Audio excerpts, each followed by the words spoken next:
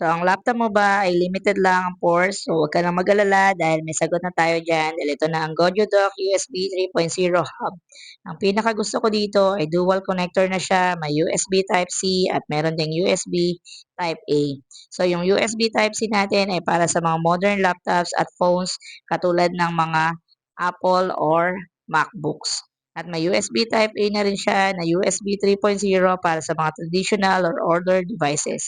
So kahit anong gadget meron ka, compatible pa rin. Ito ay may apat na USB ports at perfect para sa sabay-sabay na isasaksak mong mouse, keyboard, flash drive, printer, or kahit external hard drive. Super bilis din ito sa transfer dahil ito ay USB 3.0 na. At dahil compact at lightweight ito, perfect siya para sa work, school, at travel set. Kaya kung gusto mo ng plug-and-play solution para sa lahat ng devices mo, check mo na ang Gojo Dock USB 3.0 Hub. Sulit na, stylish pa. Click the link in my bio or shop now sa link below. So ano pa hinihintay mo? Bili na!